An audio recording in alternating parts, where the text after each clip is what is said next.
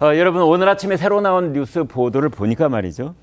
당시에 성남시장 그러니까 이재명 성남시장의 비서실장을 했던 이가 그 임무 씨라는 그런 분이 당시에 이 대장동 뭐 백현동 이것과 관련해서 그 핵심 부서 주무부서에 있는 과장 뭐 주무관 실무 책임자들 있지 않습니까? 그런 사람들한테 일일이 전화를 걸어서 국토부에서 압박이 있었지 않느냐?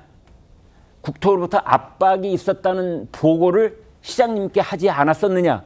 그거 기억나지 않느냐? 라고 물었다는 겁니다.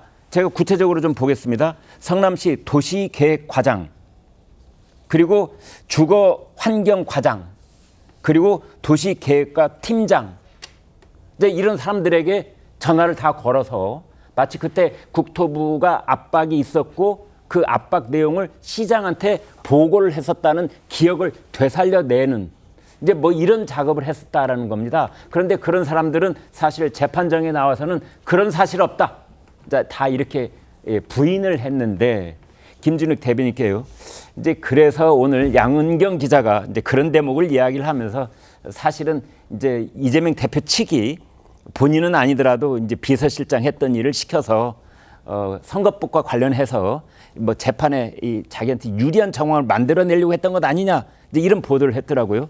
어떻게 생각하세요? 지금 이제 선거법 위반에 대해서 이번에 이제 징역 2년을 구형했는데 네. 그 중에 이제 이유가 이게 범행을 은폐 시도했다 이런 거지 않습니까? 네. 그런데 지금 이제 당시에 이재명 대표는 본인이 누구에게인가 그런 걸 들었다라는 기억을 가지고 얘기를 한 거예요. 네. 그런데 그걸 검찰이 이제 기소하겠다고 하니까 네. 내가 분명히 들었는데 누구한테 들었는지 기억은 안 나지만 분명히 들었기 때문에 내가 그걸 내 이 기억에다가 집어넣었던 것 같은데 이게 누구가 나한테 얘기했는지 정확하게 알 수가 없다. 이렇게 얘기를 한 것 같아요. 그러니까 이제 도시계획과 도시환경과 거기 과장, 주무관 이런 분들한테 이제 전화를 해서 확인을 해본 거군요. 그 확인 차원이겠죠. 네. 여기도 지금 보면 기사에도 보면 그 이 비서실장이 전화해서 이렇게 물어봤답니다.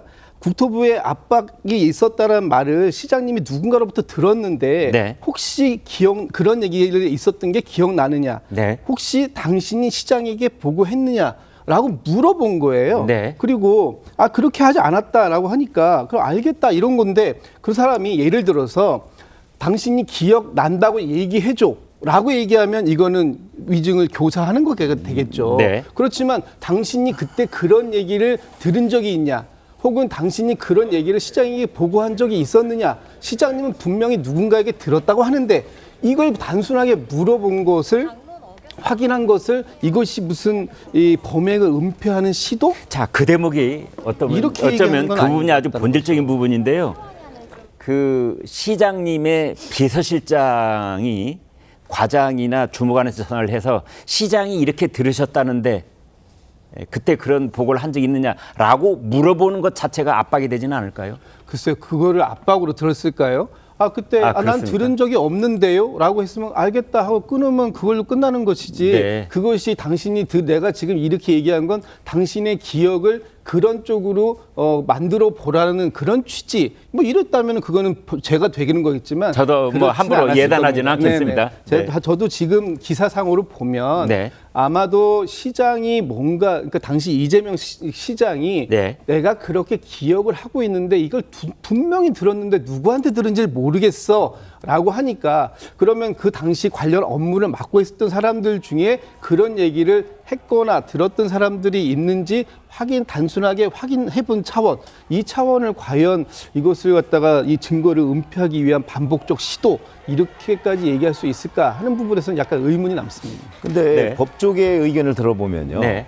이게 이제 위증교사라고 하는 것이 예. 이렇게 전화해서 이렇게 위증해 주세요. 이렇게 얘기 안 해요. 네.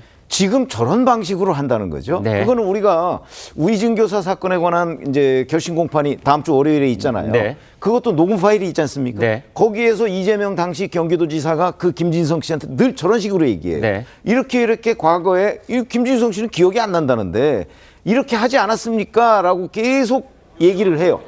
이렇게 하지 않, 그 유도하는 거죠. 이런 네. 쪽으로 좀 해달라는. 왜냐하면 직접 위증을 해달라, 거짓말 해달라 이렇게는 얘기 안 하거든요. 그렇기 때문에 제가 보건대는 그 위증교사 정황과 지금 이 물어보는 게 그 구조가 완벽하게 똑같고요. 네. 그다음에 이게 그 임모 씨가 도시계획과장한테 한번 전화하고 나서 두 네. 달쯤 뒤에 이재명 지사가 직접 전화해요. 네. 직접 전화해서 또 똑같은 걸 물어요. 아니 네. 그 사람이 아니라는데 왜 당신이 보고하지 않았느냐는 것을 이재명 그 대표 본인이 왜 또 질문을 하느냐고. 네. 자꾸 그런 쪽으로 유도하는 거다 해서 법조계에서는 위증교사 시도가 실패한 것으로 보는 게 일반적인 견해입니다. 네. 김 대변인께요. 하나만 제가 더 여쭤보겠습니다. 사실은 이 비근한 사례가 문재인 전 대통령 시절에 이제 대통령이 문자를 해서 월성 1호기 언제 폐쇄되나요? 라고 물었잖아요. 문자로. 그건 정말로 궁금해서 물었느냐? 아니면 빨리 폐쇄하라고 이렇게 체근하기 위한 질문법이었느냐? 이제 그때도 그 논란이 있었지 않습니까? 그러니까 비슷한 경우 아닙니까? 어떻습니까? 그러니까 이제 이것이든 아니면 다음 주에 말씀 주셨던 위중교사 혐의 부분에 대한 뭐 내용이든 네.